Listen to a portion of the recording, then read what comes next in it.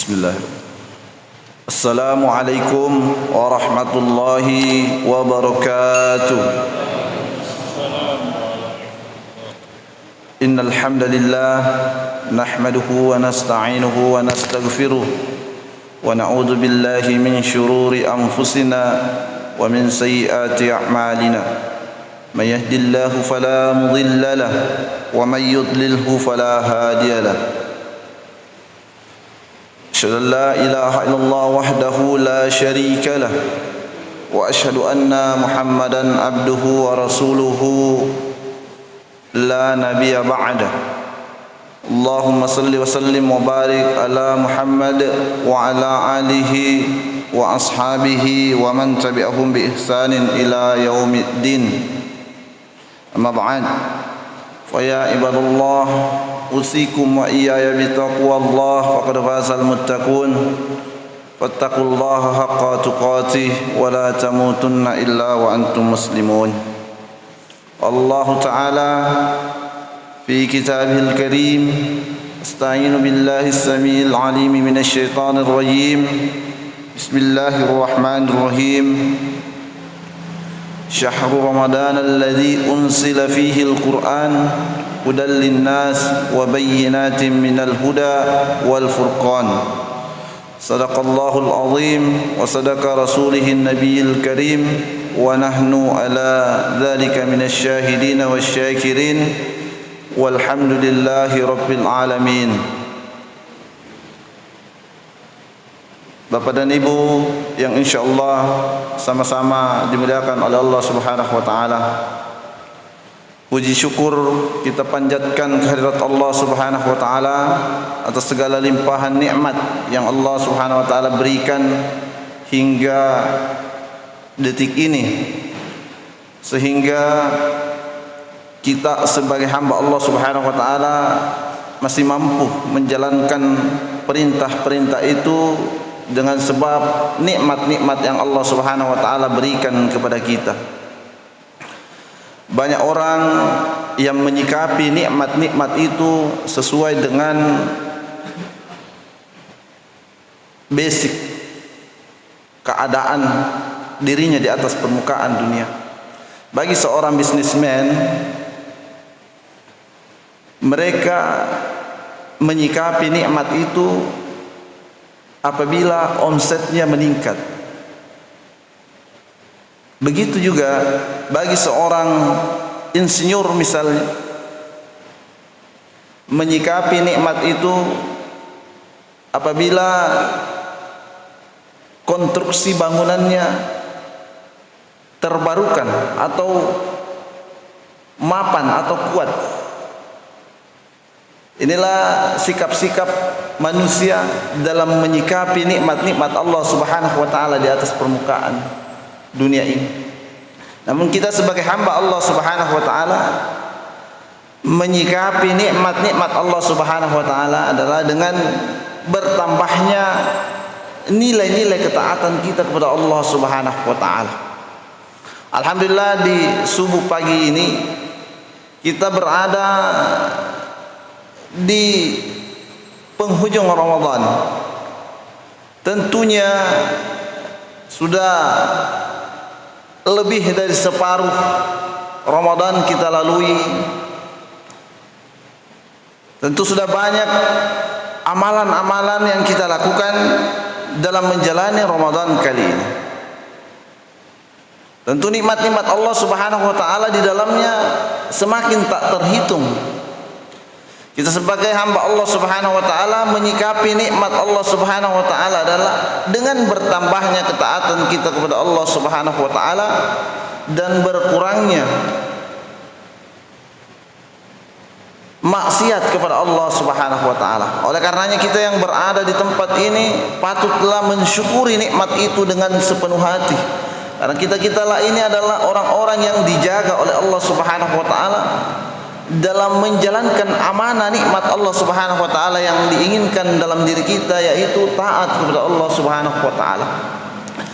Bahkan Allah Subhanahu wa taala sangat tegas, la in syakartum la azidannakum wa la in kafartum inna azabi lasyadid. Jadi nikmat itu kalau disyukuri baru dicukupkan atau ditambahkan. Sebaliknya Allah Subhanahu wa taala mengancam orang-orang yang mengkufuri nikmat Allah Subhanahu wa taala dengan azab yang sangat pedih, waliyadzubillah. Kemudian nikmat-nikmat itu tidak bisa kita materikan, tidak bisa kita nominalkan, karena setiap dari diri kita adalah nikmat Allah Subhanahu wa taala. Wa in ta'uddu nikmatallahi la tuhsuha. Sekiranya akan dihitung nikmat-nikmat itu, maka kita tidak akan mampu menghitungnya. Oleh karenanya bersyukurlah kita kepada Allah Subhanahu wa taala, kita masih berada di bulan Ramadan ini dalam ketaatan kepada Allah Subhanahu wa taala. Kemudian selanjutnya adalah mari kita selalu senantiasa berselawat kepada Nabi sallallahu alaihi wasallam sebagai tanda bahwa kita ini adalah pengikut Nabi sallallahu alaihi wasallam yang setia mengikuti ajaran-ajaran beliau. Beliau adalah peletak dasar-dasar keislaman kita. Beliau adalah panutan kita dalam meniti karir-karir dakwah, meniti jalan-jalan hidayah. Beliau adalah peletak dasar agama kita, sehingga kita mampu melaksanakan ibadah, baik itu ibadah makhdo ataupun ghairu makhdo, sehingga kita dianjurkan untuk selalu senantiasa berselawat kepada beliau sallallahu alaihi wasallam. Semoga kelak di akhirat kita menjadi hambanya yang senantiasa mendapatkan syafaat dari beliau. Amin amin ya rabbal alamin. Bapak dan Ibu yang kami hormati dan insyaallah sama-sama dirahmati dan dimuliakan oleh Allah Subhanahu wa taala. Sesungguhnya Ramadan ini telah terpatri di dalam hati kita bahwa visinya adalah takwa. Tidak ada yang lain yang mestinya harus terpatri dalam hati kita dari Ramadan kita kali ini adalah takwa kepada Allah Subhanahu wa taala. Inilah visi pokok yang mestinya jangan digoyangkan oleh apapun di dalam Ramadan kali ini. Ibarat sebuah proyek Ramadan ini visinya takwa pada Allah Subhanahu wa taala. Inilah yang mesti harus dicapai hingga Ramadan berakhir. Sehingga dalam runut di bawahnya ada misi, amalan-amalan saleh kita, inilah yang menjadi misi-misi kita dalam mencapai tujuan kita, mencapai cita-cita kita, yaitu takwa kepada Allah Subhanahu wa taala. Nah, di hari yang ke-24 atau ke-25 Ramadan kali ini, mari kita melihat kepada diri kita sendiri. Apakah target-target takwa kita telah tercapai? Apakah misi-misi kita, amalan-amalan saleh kita sudah ada yang tercapai di Ramadan kali ini? Itu hanya bisa dijawab oleh diri kita sendiri. Di dalam kesempatan yang berbahagia ini, mari kita kembali saling memotivasi kepada diri kita sendiri. Mari kita hitung 24 Ramadan sudah ada perubahan apa yang telah mendasar yang mengikuti puasa Ramadan kita pada Ramadan kali ini. Apakah perbuatan-perbuatan sia-sia telah kita tinggalkan, ataukah hanya biasa-biasa saja? Inilah yang menjadi pertanyaan mendasar di dalam diri kita di akhir-akhir Ramadan ini. Karena Ramadan ini adalah ibaratnya sebuah mahkota yang sangat indah yang harus kita raih. Rugilah kita kalau kita tidak meraih mahkota itu di akhir Ramadan kelak. Karena segala fasilitas untuk meraih cita-cita takwa kita dan misi-misi amalan-amalan soleh kita di Ramadan ini sudah terbuka dengan sangat lebarnya. Bahkan Nabi SAW mengingatkan kita, selalu memberikan kita sinyal, idza jaa ramadhana futtihat abwabal jannah wa ghulliqat abwaban nar wa suffidatis syayatin. Apabila telah datang Ramadan, maka pintu surga dibuka dan pintu-pintu neraka ditutup dan syaitan-syaitan dibelenggu. Al-Iyad rahimahullah, seorang ulama, menjelaskan tentang hadis ini bahwa makna dibukanya pintu surga, ditutupnya pintu neraka, dan dibelenggunya syaitan-syaitan itu adalah tanda sudah masuk Ramadan kepada kita. Mesti kita harus ambil manfaat ini, mesti harus kita raih kesempatan dan peluang ini. Kemudian Al-Iyad rahimahullah juga mengatakan bahwa ditutupnya pintu surga dan ditutupnya pintu neraka dan dibelenggunya syaitan adalah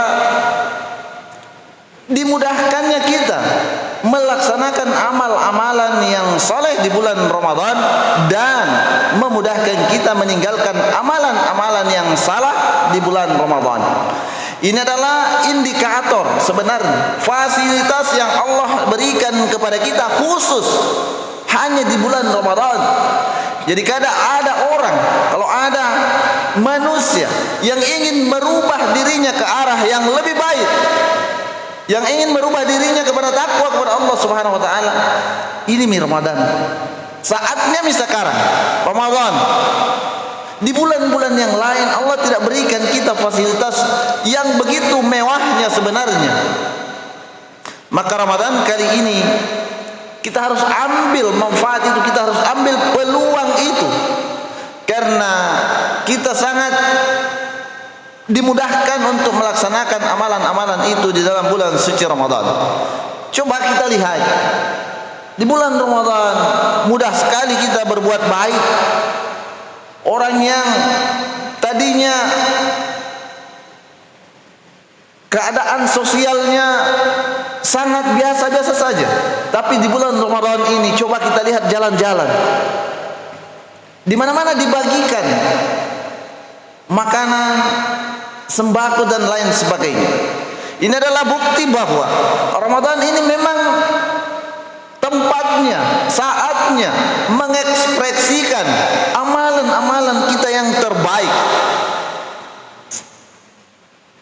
Itulah yang pertama yang mesti harus kita capai di bulan Ramadan pada kali ini, yaitu mengambil peluang Ramadan kali ini untuk melaksanakan amalan-amalan terbaik kita, atau merubah keadaan-keadaan hati kita atau keadaan-keadaan amalan kita, sehingga insyaallah kelak selama sebulan Ramadan ini semoga perubahan-perubahan yang mendasar tentang keimanan kita, tentang amalan-amalan saleh kita kita dapatkan, sehingga misi takwa itu bisa tercapai di akhir Ramadan. Amin ya rabbal alamin. Kemudian yang kedua, di bulan suci Ramadan ini Allah Subhanahu wa taala memberikan fasilitas pengampunan dosa. Inilah fasilitas yang tergolong elegan juga. Walaupun di bulan-bulan yang lain tetap terbuka pintu-pintu taubat kepada Allah Subhanahu wa taala, namun di Ramadan adalah salah satu tempat yang paling elegan untuk bertobat kepada Allah Subhanahu wa taala. Bahkan kata Nabi sallallahu alaihi wasallam, ada beberapa amalan yang mungkin kita sering dengarkan dari ustadz-ustadz kita. Apabila kita lakukan, maka akan diampuni dosa kita oleh Allah Subhanahu wa taala. Nabi sallallahu alaihi wasallam misalnya bersabda, "Man shoma ramadhana imanan wa ihtisaban, ghufira lahu ma taqaddama min dzambi." Jadi orang-orang yang berpuasa ini mesti harus diampuni dosanya oleh Allah Subhanahu wa taala. Rugi kita, Pak. Kalau kita berpuasa, Allah tidak ampunkan dosa kita setahun yang lalu. Oleh karenanya fasilitas pengampunan ini adalah termasuk yang paling elegan dalam merontokkan dosa-dosa kita di bulan Ramadan ini. Kemudian di hadis yang mirip Nabi sallallahu alaihi wasallam bersabda, "Man qama Ramadan imanan," barang siapa yang menghidupkan Ramadan. Qoma di sini kata para ulama ada dua maknanya. Yang pertama adalah salat tarawih. Barang siapa yang menghidupkan salat tarawih atau menghidupkan malam Ramadan dengan zikir, baca Quran atau berkhalwat kepada Allah Subhanahu wa taala imanan wa ihtisaban, ghufira lahu ma taqaddama min dzambi. Dengan keimanan dan harapan dari Allah Subhanahu wa taala, ghufira lahu ma taqaddama min dzambi, maka diampuni dosa-dosa kita setahun yang lalu. Ini adalah fasilitas juga bagi kita. Kita harus raih ini. Mumpun Ramadan sebentar lagi pergi menghampiri kita. Ramadan insyaallah tahun depan akan tetap datang, tapi kita belum tentu datang lagi di masjid kita ini. Maka di akhir-akhir Ramadan ini kita harus ambil ini fasilitas. Jangan kita sia-siakan akhir-akhir Ramadan ini. Kita harus ambil pengampunan dari Allah Subhanahu wa taala dengan melaksanakan amalan-amalan yang salih. Kemudian Nabi sallallahu alaihi wasallam juga bersabda, "Man qoma lailatal qadri imanan wa ihtisaban." Ini yang terpenting di akhir-akhir Ramadan.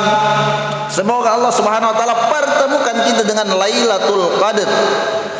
Man qoma Lailatul Qadar, barang siapa yang menghidupkan Lailatul Qadar imanan wa ihtisaban, ghufira lahu ma taqaddama min dzambi. Dengan penuh keimanan dan harapan dari Allah Subhanahu wa taala, ma taqaddama min dzambi, maka diampuni dosa-dosa kita setahun yang lalu. Ini pun harus kita ambil. Ini pun harus kita raih dengan sekuat tenaga dan kemampuan kita. Insyaallah barang siapa yang bersungguh-sungguh, maka Allah Subhanahu wa taala berikan jalan itu, mempertemukan dengan jalan-jalan yang Allah Subhanahu wa taala ridhoi.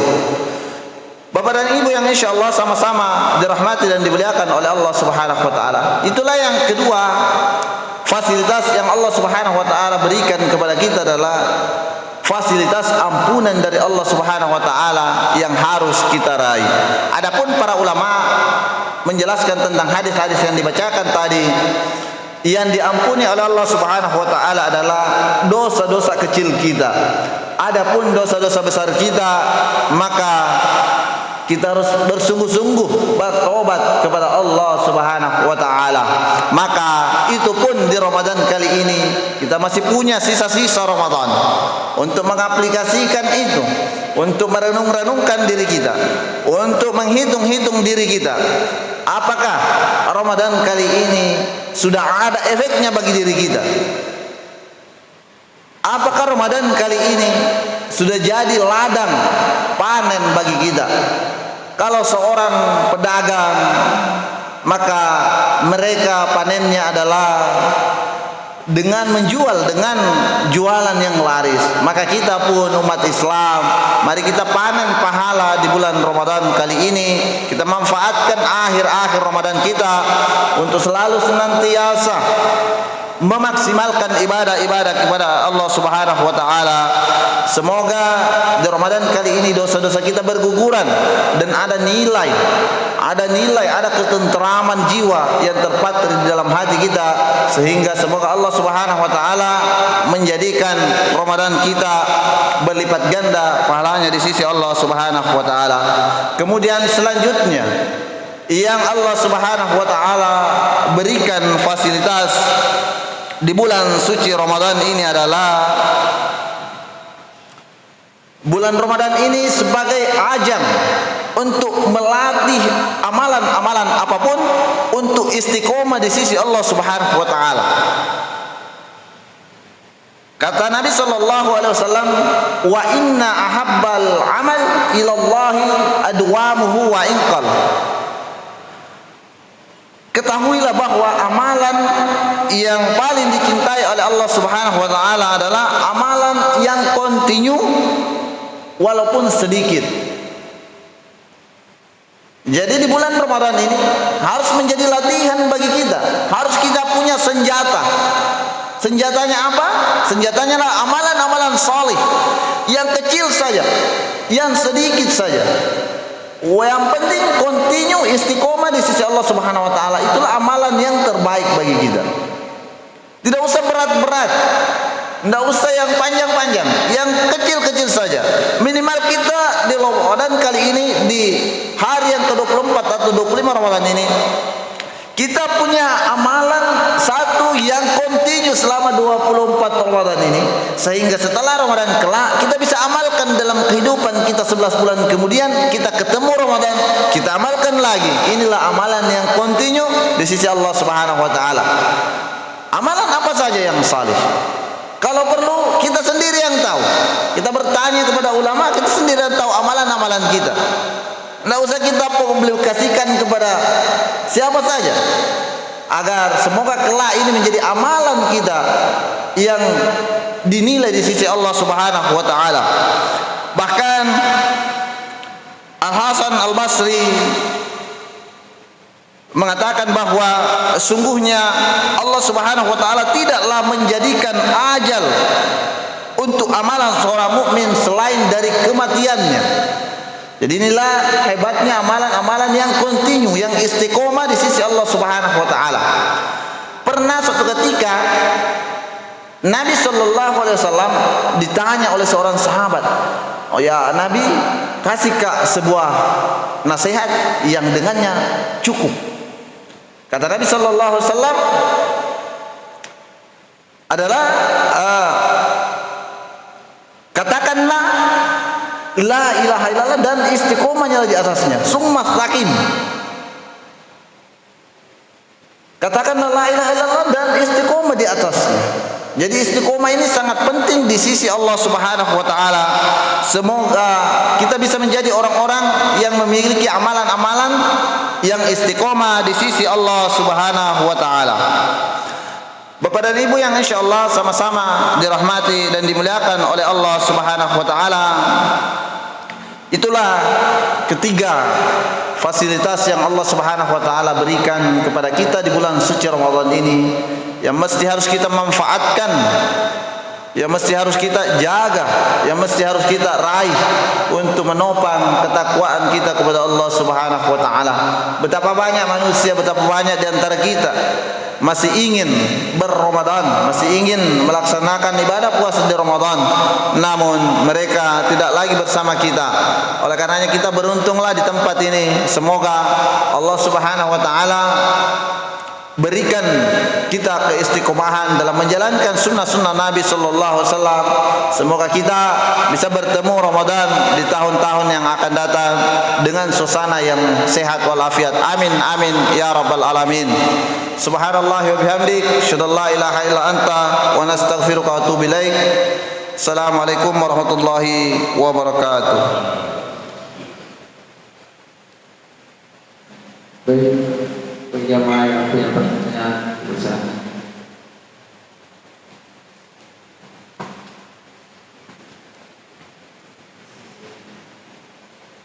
Terima kasih Ustaz. Assalamualaikum warahmatullahi wabarakatuh. Waalaikumsalam. Sangat menarik pencerahannya dan kami ucapkan terima kasih. Topiknya amalan-amalan yang ada di takwa. Sedikit yang ingin saya ketahui, kama kutiba, sebagaimana yang telah diwajibkan umat-umat sebelum kami, artinya puasa itu. Kita ketahui bahwa puasa wajib itu adalah puasa Ramadan, setahu saya, puasa nazar dan puasa qada. Puasa Ramadan yang ditinggalkan oleh perempuan. Yang saya tanya Ustaz, puasa wajib yang diwajibkan kepada umat-umat terdahulu itu Yang mana itu karena yang Ramadan itu kan cuma dikhususkan untuk umatnya Nabi Muhammad. Berarti mereka tidak punya Ramadan yang diwajibkan atas mereka berpuasa. Yang mana itu puasa wajib bagi mereka, Ustaz? Kalau kita tahu puasanya Nabi Daud, 1 kali puasa, 1 kali tidak, apakah itu yang dimaksud puasa wajib atau itu hanya puasa sunnah bagi mereka? Terima kasih Ustaz. Assalamualaikum warahmatullahi wabarakatuh. Waalaikumsalam warahmatullahi wabarakatuh. Bisa langsung dijawab atau tambah? Masih ada yang bertanya? Langsung dijawab, Ustaz. Baik. Terima kasih atas pertanyaannya. Puasa Nabi sebelum Nabi Muhammad SAW adalah wajib bagi mereka. Jadi pada sekarang ini untuk umat Islam dia tidak menjadi wajib lagi, Pak. Cuman kalau kita mau amalkan, dia tidak menjadi puasa yang wajib, tapi menjadi puasa yang sunnah bagi kita. Jadi tidak apa-apa kita amalkan. Misalnya puasa Daud, silahkan kita amalkan. Begitu, Pak. Jadi puasa-puasa umat terdahulu sebelum Nabi Muhammad SAW adalah menjadi wajib bagi mereka. Tapi untuk kita umat Islam, karena kita telah disyariatkan puasa Ramadan, maka secara otomatis puasa-puasa umat terdahulu ini sudah tidak menjadi wajib bagi kita. Adapun kalau kita mau mengamalkan, ya tidak apa-apa, tapi hukumnya tidak menjadi wajib lagi. Terima kasih.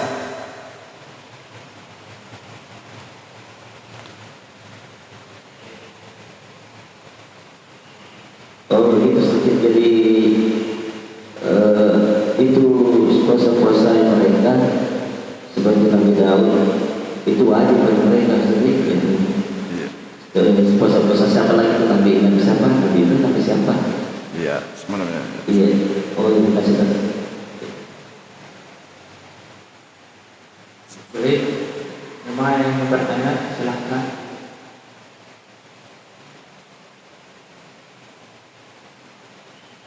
Kalau sudah tidak ada, kita akhiri diskusi kita. Assalamualaikum warahmatullahi wabarakatuh. Waalaikumsalam warahmatullahi wabarakatuh.